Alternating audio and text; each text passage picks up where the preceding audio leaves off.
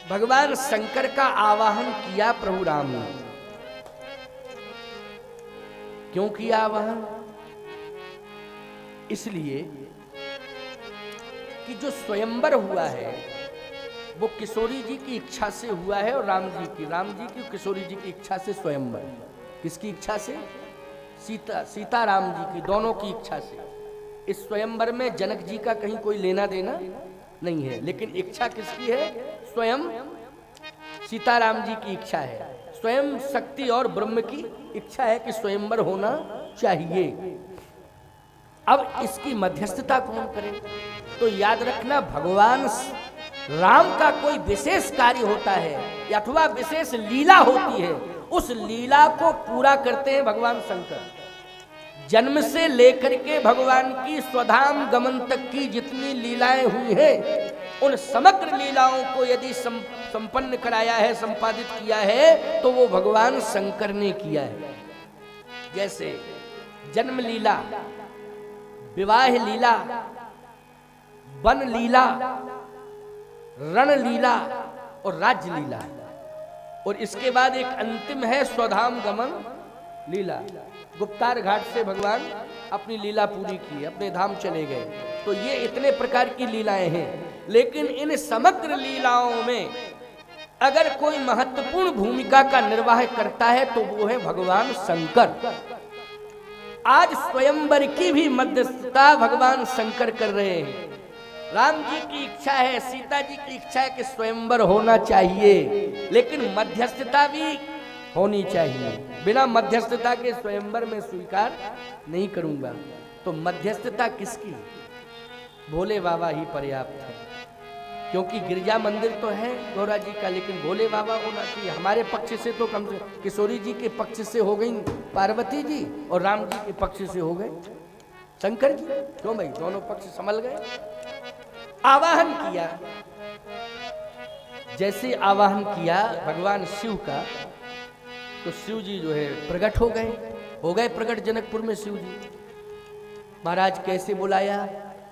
अरे इसलिए बुलाया भोले बाबा कि जनक जी तो धनुष यज्ञ कर रहे हैं, और गुरु जी की भी मानसिकता धनुष यज्ञ की है, सतानंद जी की भी मानसिकता धनुष यज्ञ की है, जनकपुर वासियों की भी मानसिकता धनुष यज्ञ की हो गई। कह तो जरूर है, बर सांवरो जानकी जोगू, और जनक जात अवलोकन कैसे सजन सगे प्रिय लागे जैसे। लेकिन धनुष यज्ञ की ही मानसिकता है, मानसिकता बदली नहीं है।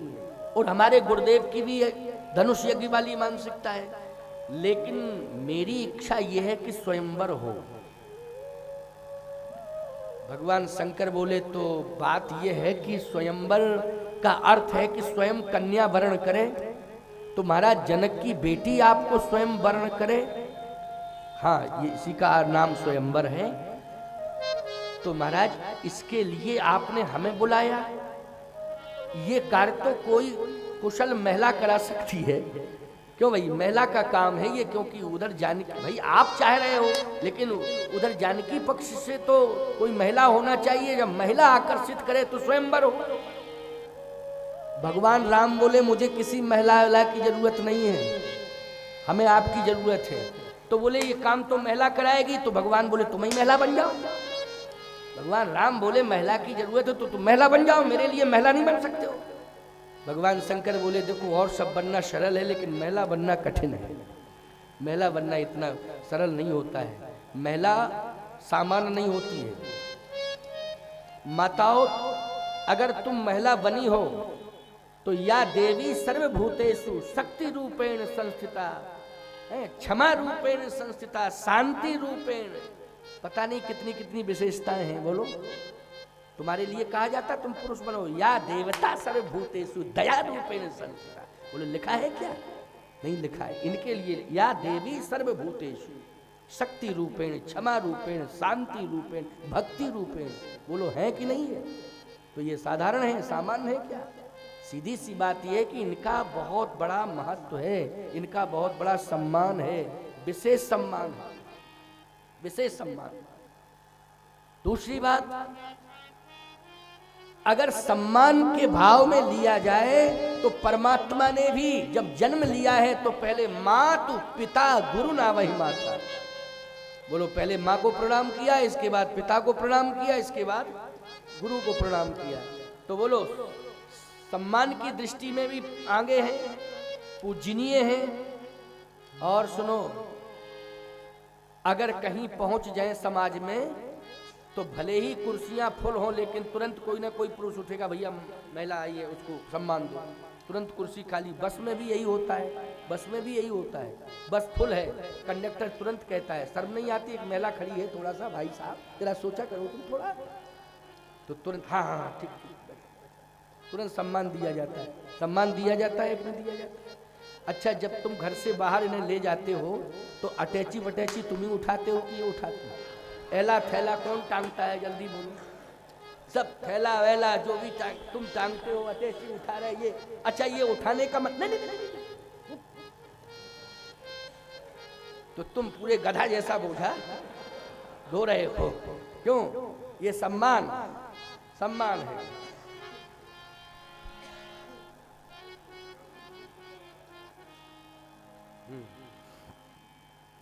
तो सम्मान विशेष रूप से इनको मिलता है। नारी के प्रति श्रद्धा का भाव आता है समाज का। किसका भाव होता है? श्रद्धा का भाव होता है। जहां नारी की उपस्थिति होती है वहां सहज में ही श्रद्धा हो जाती है, सम्मान अपने आप सहज में ही प्राप्त होता है।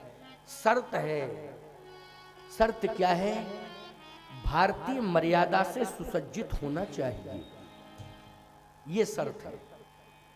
भारतीय मर्यादा से सुसज्जित होना चाहिए, ये शर्त है। तो इस शर्त को स्वीकार कर लेना चाहिए नारी समाज को। क्या दिक्कत की बात है कि जो भारतीय मर्यादा है उससे हम सुसज्जित हों। कभी भी सुहागवती नारी का सिर खुला हुआ नहीं होना चाहिए, उसके सिर पर हाँ, कभी भी सुहागवती नारी की मांग सूनी नहीं होना चाहिए, उसमें सिंदूर जरूर होना चाहिए। ये समाज के लिए सगुन होता है। अगर नारी सुहागवती है तो संकोच किस बात का? सिंदूर लगाने में किस बात का संकोच? बोलो, ये तुम्हारी पहचान है। हम साधु हैं तो हमें तिलक लगाने में किस बात का संकोच करना चाहिए? बोलो, हम अगर साधु हैं तो तुलसी की माला पहनने में किस बात का संकोच? अगर तुम सुहागवती नारी हो तो मंगलसूत्र पहनने में किस बात का संकोच है? किस बात का संकोच है? यही तो तुम्हारी मर्यादा, इसी से तो श्रद्धा उत्पन्न होती है, इसी से श्रद्धा उत्पन्न होती है नारी के प्रति। इसलिए नारी को भारतीय मर्यादा में ही रहना चाहिए, उस व्यवस्था को स्वीकार करना चाहिए।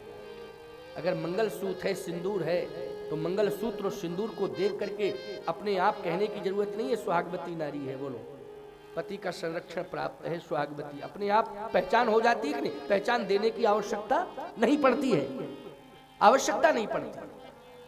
यही तो लोग कहते हैं महाराज, नारी की तो पहचान है कि सुहागवती है, मंगलसूत्र है, मांग है, मंगलसूत्र है, मंगलसूत्र लटका दिखाई दे जाए तो समझ में आ जाता है कि ये सुहागवती। लेकिन पुरुष का कैसे पता चले कि इसकी शादी हो गई? इसके बारे में तो कुछ आप लोगों ने नियम ही नहीं बनाए। बनाए हो तो बताओ। अब हमारे दिमाग में भी आया कि प्रश्न ही ऐसा कर दिया है कि अब क्या बताओ।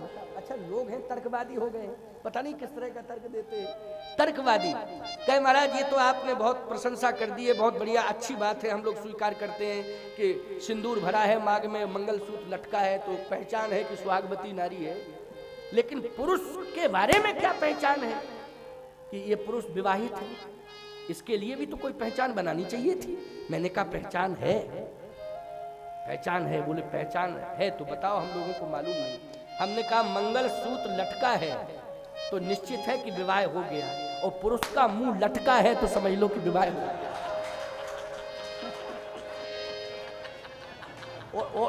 और क्या बता दे बोलो भाई, और इसके आगे बताए क्या?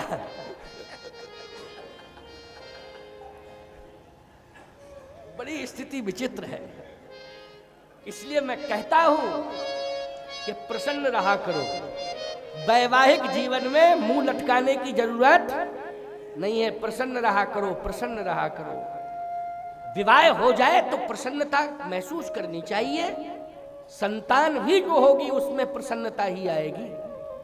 तुम अगर उदास हो गए तो संतान जन्म लेगी, उसमें उदासीनता आ जाएगी, उदासीनता आ जाएगी तो तुम्हारा घर घर नहीं होगा। याद रखना, उस घर को घर नहीं कह सकते हैं, वो शब्द मुझे कहना नहीं चाहिए जो तुम्हारा घर हो जाएगा, वो कहने की आवश्यकता नहीं है। इसलिए घर को घर बनाओ, घर ही नहीं उसको तीर्थ बनाओ, पवित्र बनाओ। तो आज मैं कहना ये चाहता हूं कि भगवान शिव आज प्रकट हैं। राम जी कहते हैं, प्रभु राम कहते हैं कि अगर महिला बनने की जरूरत है तो आप मेरे लिए महिला बन जाओ। भगवान शंकर ने कहा महिला बनना तो साधारण बात नहीं है, कहे जो भी बात हो लेकिन बन जाओ, बन सकते हो आप, ऐसी कोई बात नहीं। कहे कि अब देखो विचार करेंगे, वो बनेंगे तो टाइम लगेगा, उसमें इतनी जल्दी नहीं, क्योंकि विवाह आपका जल्दी होना है, आप तो आ ही गए हो ससुराल में, लेकिन अब वो स्वयंवर वाला प्रोग्राम बन गया है यहीं आकर के, तो उसमें तो टाइम लगेगा थोड़ा। कहे नहीं, जब भस्मासुर को वरदान दिया था आपने, हाँ हाँ दिया तो था, और जब भस्मासुर को वरदान देकर के पछताए, वो आप ही को भस्म करने पे आमादा हो गया, तो आप भागे, तो हमें महिला बनना पड़ा था कि नहीं, विश्व मोहिनी का रूप धारण करके आना पड़ा था। हम भी कह देते टाइम लगेगा, तब तो भस्म ही हो जाते। अगर हम महिला बनने में टाइम लगाते, विश्व मोहिनी बनने में, तब तक तो आप भस्म ही हो जाते। तो आपको बचाने के लिए हम तत्काल विश्व मोहिनी बने कि नहीं बने, महिला बने, हाँ हाँ बने। तो जब आपके लिए हम तत्काल बन गए तो हमारे लिए आप बन जाओ तत्काल। स्वयंवर होना चाहिए। भगवान शिव चतुर्सखी बन गए। क्या बन गए? चतुर्सखी। जो मिथिला में चर्चा आती, एक सखी चतुर्सखी, एक सखी चतुर्सखी, ये एक सखी और चतुर्सखी ये भगवान शंकर ही है, और कोई नहीं है दूसरा। यद्यपि मिथिला के कुछ संतों का मत है, रसिकों का मत है, चार सुलाजी है ये। चलिए अपना अपना मत है, अगर चार सुलाजी हैं तो उनका भी स्वागत है, उनके मत का हम खंडन नहीं कर रहे हैं। चार सुला सखी ही हैं, ये चतुर्सखी एक सखी। लेकिन यदि भगवान शंकर भगवान के राम के विवाह को संपन्न करने के लिए सखी बन जाते हैं तो इसमें शंका करने की आवश्यकता नहीं है, क्योंकि वैसे भी तो अर्धनारीश्वर है।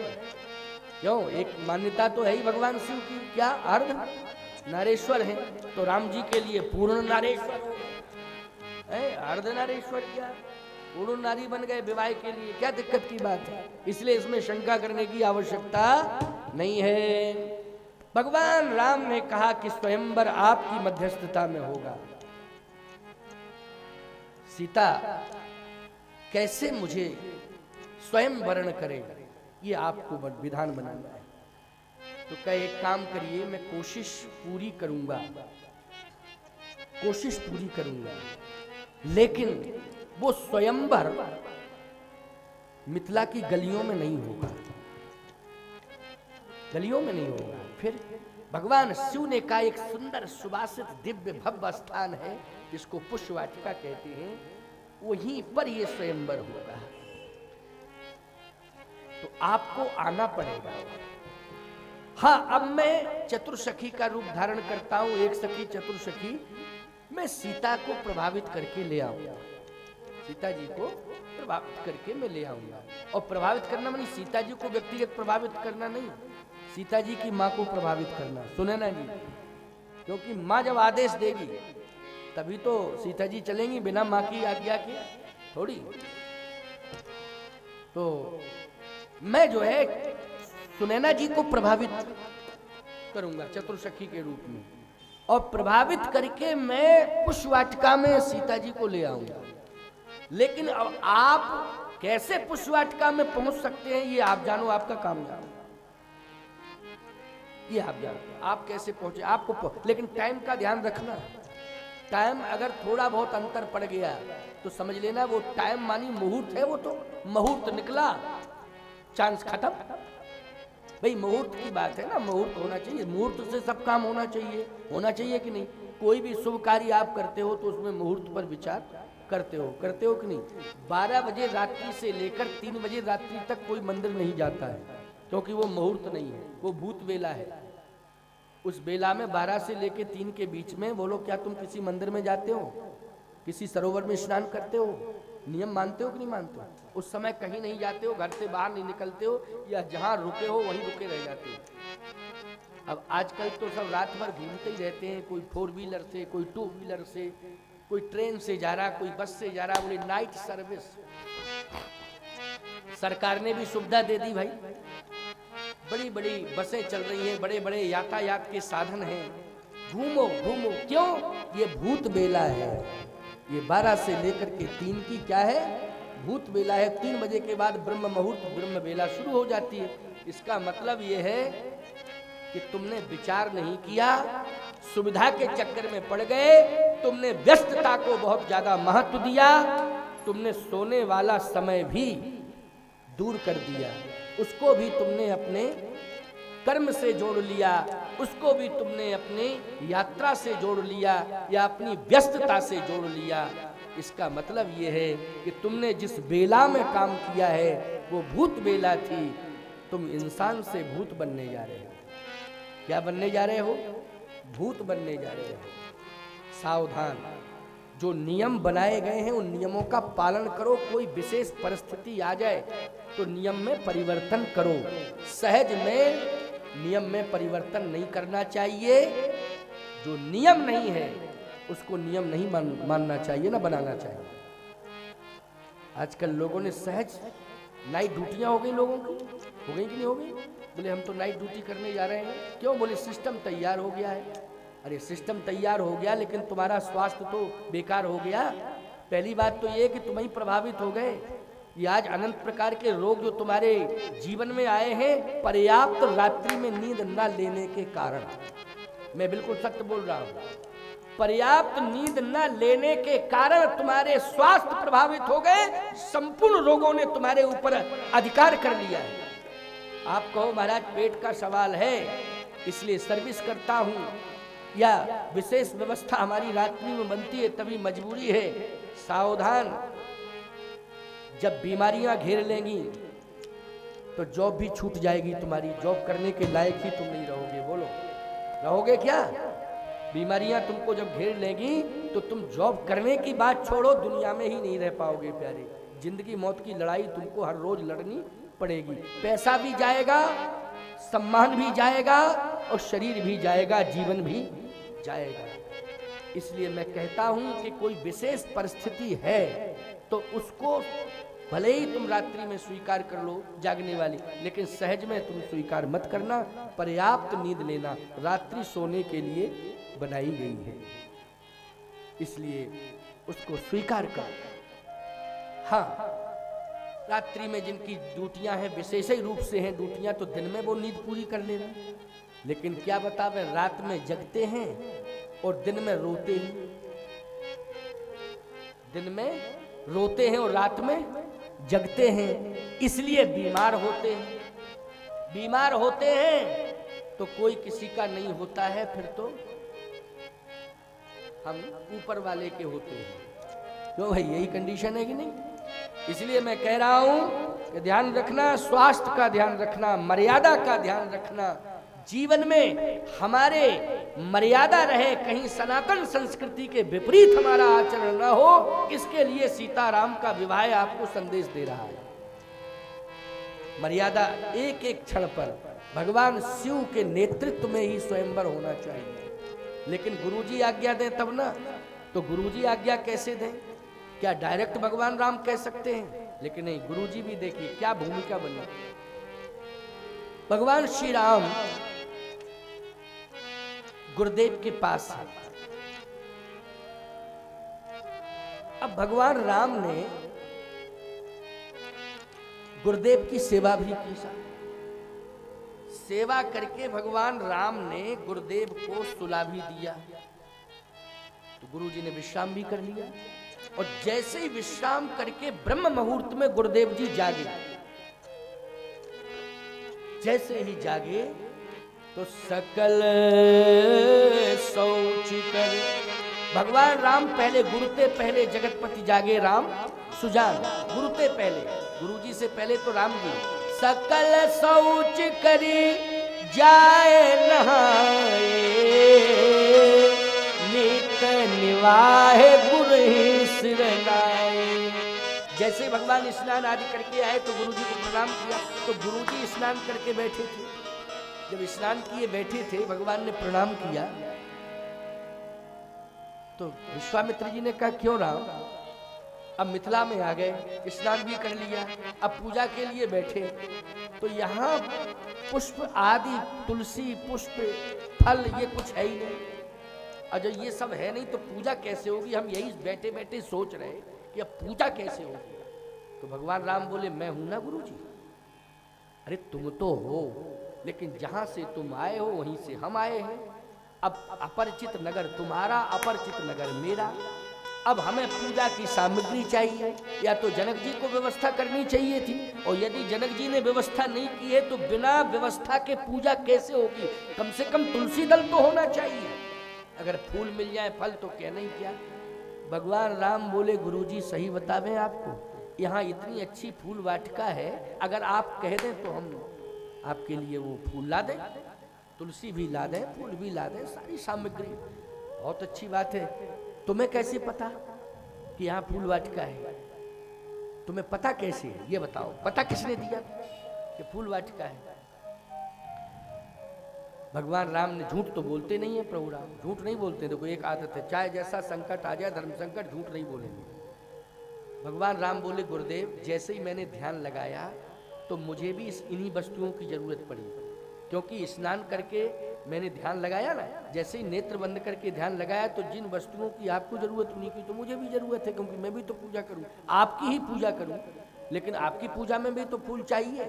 तो जैसे ही मैंने ध्यान लगाया तो भगवान शंकर ने मुझे बताया कि यहाँ फूल वाटिका है, उसमें सब उपलब्ध है, चिंता करने। अच्छा झूठ बोले नहीं, बात सही है कि नहीं? अच्छा बताया किसने था ये जल्दी बोलो, शंकर जी ने बताया कि नहीं? अच्छा शंकर जी ने अगर बताया है तो गुरुजी शंका करेंगे क्या? जल्दी बोलो। गुरुजी यही कहेंगे कि वाह बहुत, भगवान शंकर ने बताया, हाँ अरे तब तो गजब की बात है बेटा, शंकर जी ने बताया तो जल्दी लाओ। अब लक्ष्मण जी बगल ही में थे, लक्ष्मण जी बोले भैया भैया, हाँ बोलो क्या बात है? ये सामग्री लेने के लिए तो मैं ही पर्याप्त हूँ, मैं छोटा भाई हूँ, आप यहीं रहो, मैं जाता हूँ, अभी जाता हूँ। ये तो मैं सेवक हूँ ना, सेवक, मुझे ही जाना चाहिए, सेवा करने के लिए तुम्हें आया हूँ।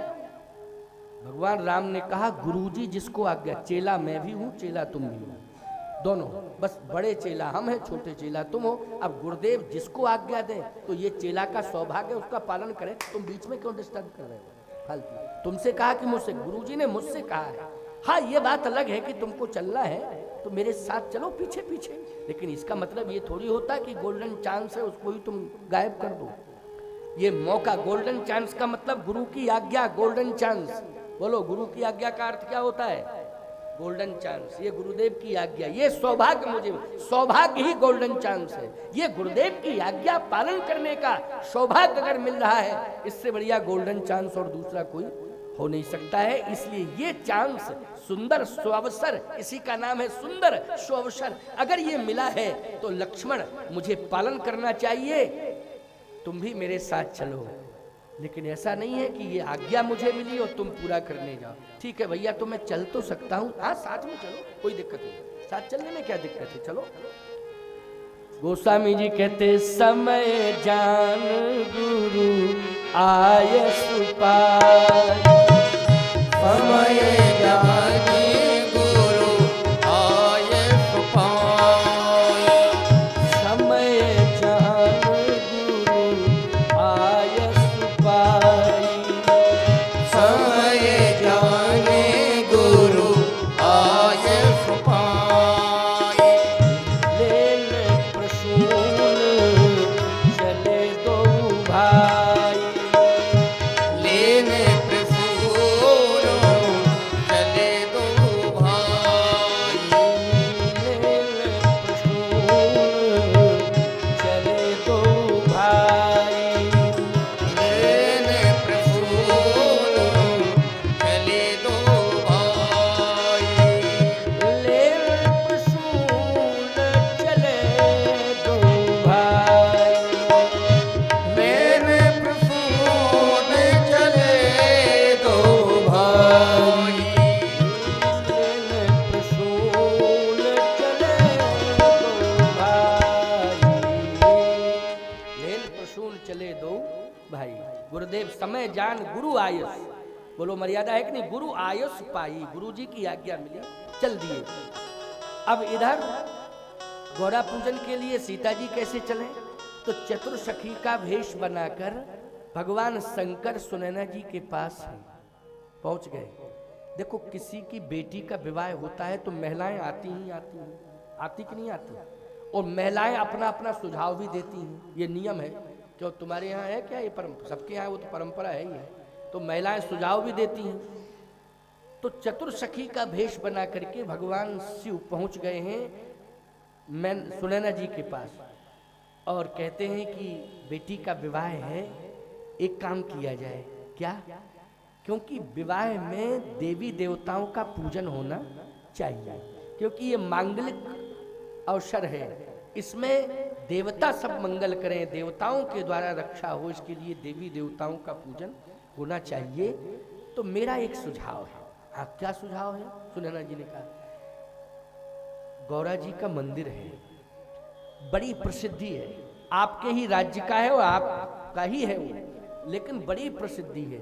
मैंने तो बहन इतना अनुभव किया है वहां कि जो मांगा वो मिला मुझे। अब क्या करें, हैं तो पार्वती जी, शंकर जी अब कह रहे हैं, तो अब वो तो भूमिका बनानी है ना, उनको भूमिका बनानी है। जो मांगा सो मिला।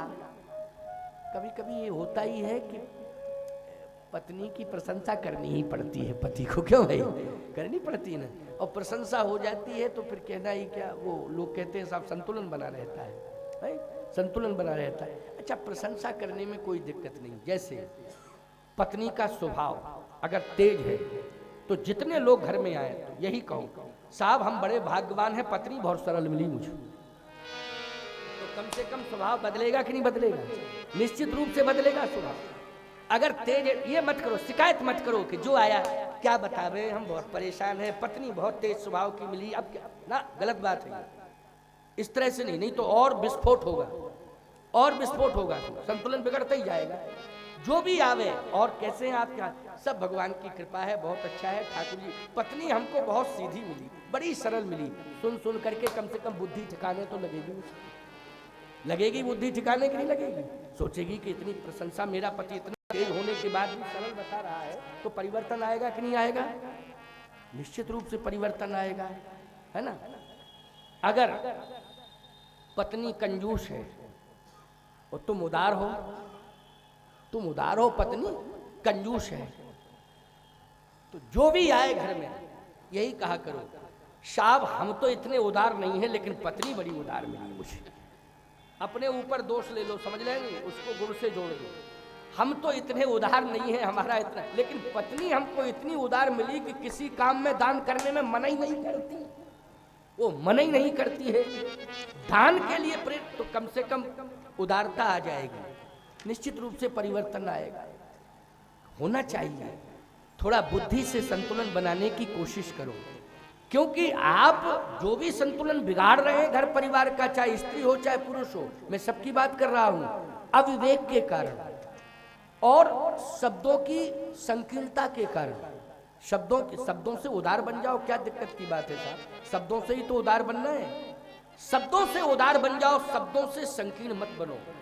शब्दों की उदारता ही आ जाएगी तो संतुलन आज नहीं कल, कल नहीं परसों नहीं, बरसों में बन जाएगा, बनेगा जरूर, लेकिन इसके लिए विचार करना पड़े। कथा यही तो आपको प्रेरणा देती है। भगवान शंकर कहते हैं इतना सुंदर मंदिर है गौरा जी का, बड़ी सिद्धि है सुनैना जी, चतुर्सखी के वेश में। वहां जो भी पूजा करने जाता है, जो मनोकामना होती है, वो मनोकामना उसकी पूरी होती है।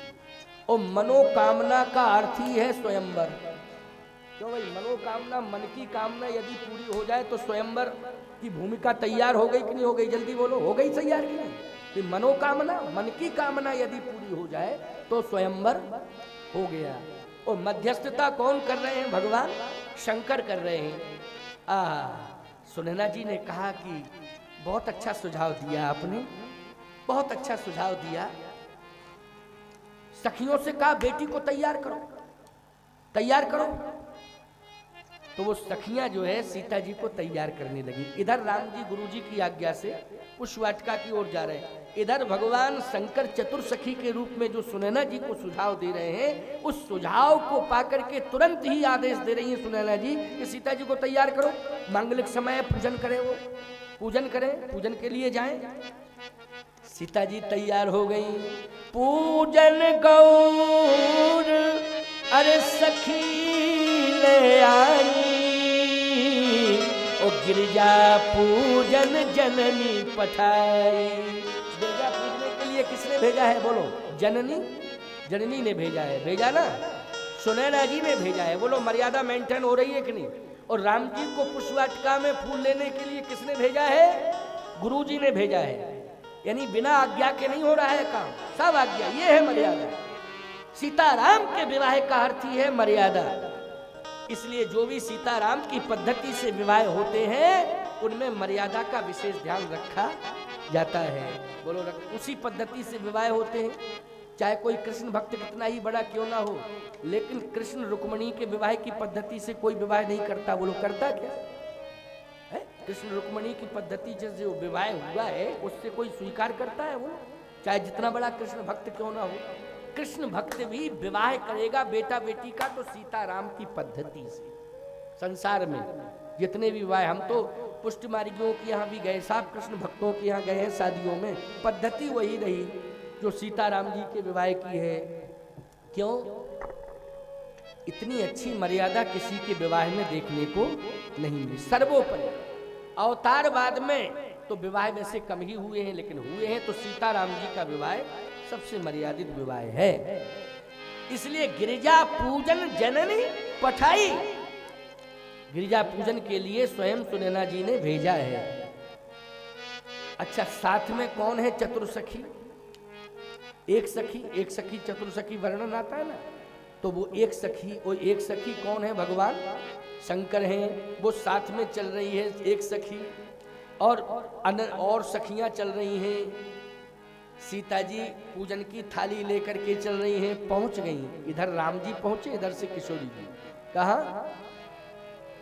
माजन कर सर सखन समेता,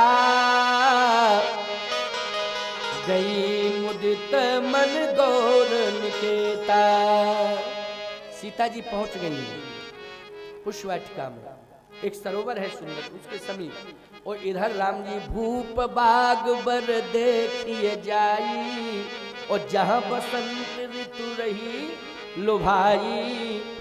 भगवान राम भी पहुंच गए, सीता जी भी पहुंच गई। लेकिन भगवान राम कहाँ पहुंचे? बोले जहां पर पुष्पवाटिका का प्रवेश द्वार है, बस वहां पहुंचे। एक वृक्ष है वहां, उसी वृक्ष की ओट में भगवान खड़े हो गए। सीता जी कहाँ पहुंची? बोले सरोवर के समीप पहुंची। मैं जन कर सर सखन समेता, गई मुदित मन गौर निकेता। सीता जी स्नान करके गौरा जी के मंदिर में प्रवेश कर गई पूजा करने के लिए। लेकिन जो शंकर जी एक सखी बने थे वो गौरा मंदिर में नहीं गए। एक सखी सिए संग बिहाई, एक सखी सिए संग बिहाई, एक सखी सिए संग बिहाई, एक सखी सिए संग बिहाई। गई रही देखन फुलवाई, गई रही देखन फुलवाई, गई रही देखन फुलवाई।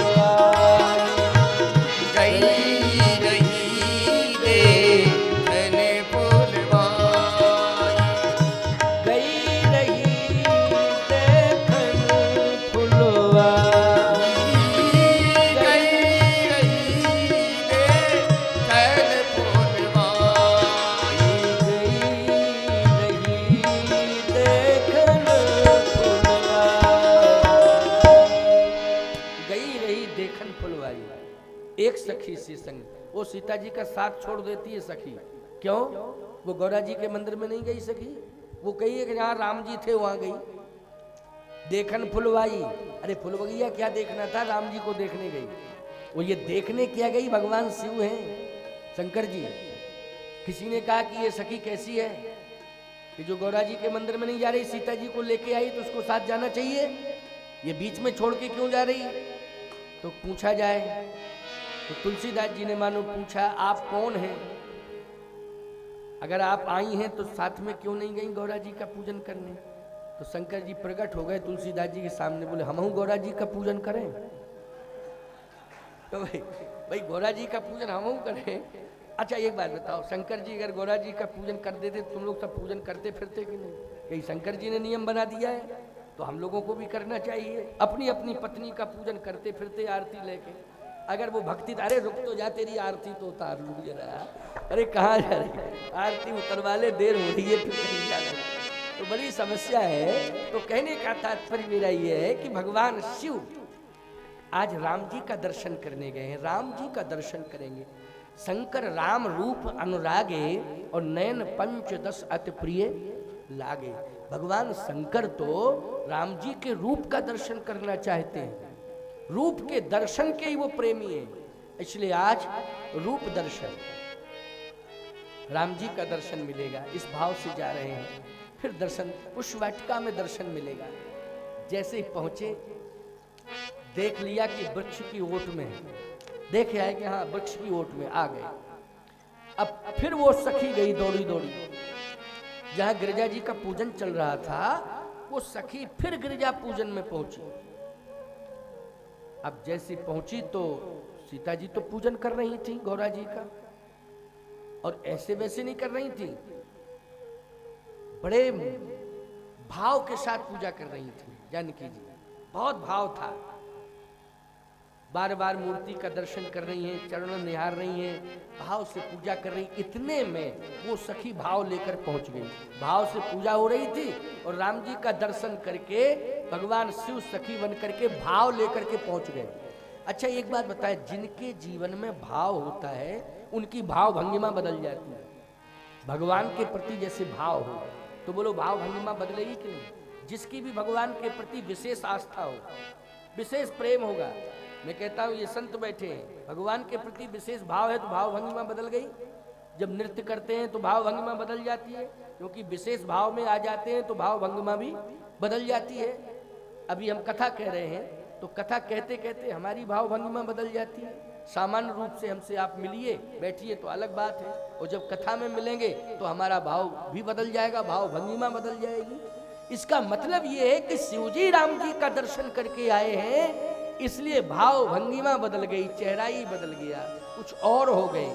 तासु दशा देखी सखी, सखियों ने देखा कि अरे चेहरा ही बदल गया, भाव भंगिमा बदल गई।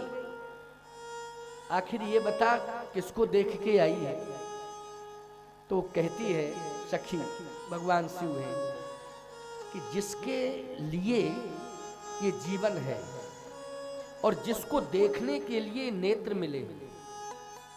अच्छा ये नेत्र किसको देखने के लिए मिले हैं? संसार को देखने के लिए क्या? अब आप कहोगे महाराज भाव में कुछ भी कह जाओ, लेकिन हम लोग संसार में आते तो संसार ही को देखने के लिए बने हैं। नहीं नहीं, ये नेत्र परमात्मा ने दिए हैं। किसने दिए हैं? परमात्मा ने दिए हैं। आपको माता पिता ने दिए। अगर माता पिता देते तो अंधे लोग पैदा कैसे हो जाते? अंधे लोग अंधे पैदा होते नहीं होते। अगर माता पिता में इतनी ताकत थी कि वो आंखें देते हैं तो फिर अंधे कैसे पैदा हो गए?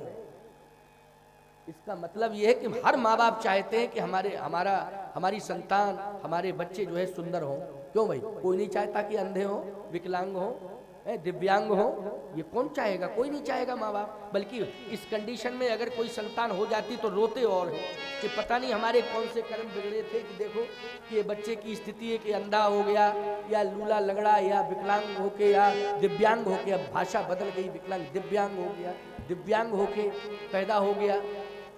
लेकिन परमात्मा जिसको भेज रहा है, अगर उसे नेत्र मिले हैं तो उसे समझना चाहिए ईश्वर की देन है। किसकी देन है? ईश्वर की देन है। ये माँ बाप की देन नहीं है। ये किसकी देन है? माँ बाप माध्यम बन गए भेजने के लिए, लेकिन ईश्वर की देन है कि ये मुझे आंख दिया है वो मैं देख रहा हूं। तो इसका अर्थ यह है कि नेत्र देख करके अगर ईश्वर ने मुझे जगत में भेजा है तो इसलिए भेजा है कि जगत में जाकर के तुम अपनी आंखों से जगदीश का दर्शन करो, तभी तुम्हारे नेत्र धन्य होंगे। जगत में आकर के जगदीश का दर्शन करो। जड़ चेतन जग जीव जब सकल राम में जान।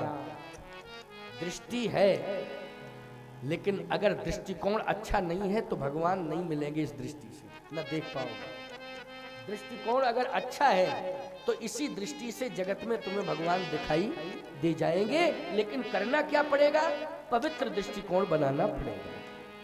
पवित्र दृष्टिकोण से भगवान मिलेंगे। तो आज भगवान शिव चतुर्सखी के रूप में, एक सखी के रूप में कहते हैं कि ये नेत्र धन्य हो गए। कैसे? का जिसके लिए नेत्र मिलते हैं उसका दर्शन हो गया। किसका दर्शन हुआ? कैसा है वो? आहा, गोस्वामी जी कह रहे हैं, भगवान शिव कहते हैं कि वाणी का विषय नहीं है, वो तो चल करके नेत्रों से स्वयं देखो। और वाणी श्याम गौर किम कहूं बखानी,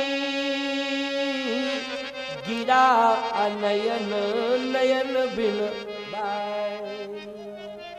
ये वाणी का विषय नहीं है, स्वयं चल करके नेत्रों से देखो। देखो, अद्भुत दर्शन है, विलक्षण अद्भुत दर्शन। सीता जी के मन में उत्कंठा हुई, क्योंकि सीता जी सुन रही थी। अच्छा, शंकर जी को उत्कंठा पैदा करनी थी, सीता जी के मन में उत्कंठा हुई। सीता जी ने कहा, अच्छा ऐसा इस वाटिका में कोई आया है कि वाणी सक्षम नहीं है? हाँ, कहा सरस्वती जी भी वर्णन करना चाहें तो वो भी सक्षम नहीं है। बस मैंने जो देखा है, अगर उसके बारे में समझना है तो चल करके स्वयं देखो, क्योंकि मैंने देखा, मैं कहने के लायक नहीं। मेरी वाणी नहीं काम कर रही है, वर्णन नहीं हो सकता है इस वाणी से, लेकिन मैं देख करके आई है। देखो, अगर उसके बारे में जानना है तो चल के देखो। सीता जी ने कहा कि चलो चलो चलो चलो चलो। देखो, शक्ति अगर आकर्षित हो रही है इसका मतलब है कि ब्रह्म है, ब्रह्म है। और पूजा छोड़ दी। क्यों भाई पूजा छोड़ दी? ये सामान्य नारियों की बात हो, ये अलग बात है, लेकिन वो तो भगवती श्री जानकी है, आदि शक्ति है, लेकिन पूजा छोड़ दी उन्होंने और कहा चलो चलो चलती हूँ, देखती हूँ कौन है ऐसा। ये स्वयंवर की भूमिका किसने तैयार की? बोलो। भगवान शंकर ने। बोलो भाई, भगवान शिव ने। और ऐसा नहीं, सखियों के बीच में स्वयंवर हुआ है, अकेले नहीं हुआ है। किसके बीच में हुआ? सखियों के बीच में स्वयंवर हुआ है, एकांत में नहीं, अकेले में नहीं। और अनेक सखियां हैं, और वो भी माँ की इच्छा से स्वयंवर हुआ है। भेजा किसने है? माँ ने भेजा है। और माँ ने, आप कहोगे गौरा जी के पास भेजा था, लेकिन सुने ना, माँ ने गौरा जी के पास भेजा है, और गौरा माँ ने राम जी के पास भेजा है सीता जी को। इसलिए गौरा भी तो माँ है। बोलो कौन है वो? गौरा माँ। गौरा माँ ने किसको भेजा? सीता जी को। कहाँ भेजा? राम जी के पास भेजा। तो बोलो ये मर्यादा मेंटेन हो रही है कि नहीं है? स्वयंवर की भूमिका बन रही है। अब उत्कंठा हुई। उत्कंठा का मतलब है कि गौरा जी आदेश दे रही है। अब गौरा जी का आदेश मिल गया, पूजा बाद में हो जाएगी, अभी जाओ, पूजा बाद में होगी, जाओ। सीता जी सखियों के साथ चली। भगवान शंकर एक सखी के रूप में हैं, ले जा रहे हैं। सखियां चल रही हैं, सीता जी चल रही। वहीं पर खड़ा कर दिया भगवान शिव ने श्री जानकी जी को, जिस वृक्ष की ओट में राम जी खड़े थे, उसी वृक्ष के पास खड़ा कर दिया। बोलो ये पहुंचाने वाले मार्गदर्शक कौन है? श्री जानकी जी को उस वृक्ष के पास पहुंचाने वाले कौन है? प्रभु राम। प्रभु राम, सॉरी, भगवान शंकर है, प्रभु श्री राम के पास पहुंचा रहे। अब जब प्रभु श्री राम के समीप में श्री किशोरी जी खड़ी हो गई, लेकिन वृक्ष है मध्य में, लता ओट तब सखन लखाए, वृक्ष है, वृक्ष की ओट में भगवान है। एक भाव इसमें और अच्छा है, क्या कि सीता जी राम जी को देखना चाहती है, लेकिन बीच में है वृक्ष। क्या है? वृक्ष है। अच्छा, उस वृक्ष तो बहुत है वहां, लेकिन भगवान राम उस वृक्ष की ओट में है जिस वृक्ष से लता लिपटी हुई है। लता ओट तब सखन लखाए, वृक्ष तो वहां बहुत है, एक वृक्ष थोड़ी है, तमाम वृक्ष हैं, लेकिन भगवान राम उस वृक्ष के पास खड़े हुए हैं जिस वृक्ष से लता लिपटी हुई है। इसका अर्थ क्या है? याद रखना भारतवासियों, महत्वपूर्ण बात है, प्रकृति से संबंधित बात है। वो लता वृक्ष से लिपटी है, क्यों लिपटी है? क्योंकि वो लता प्रेम करती है वृक्ष से। क्यों? लिपटने का मतलब क्या हुआ? वो लता जो है वृक्ष से प्रेम करती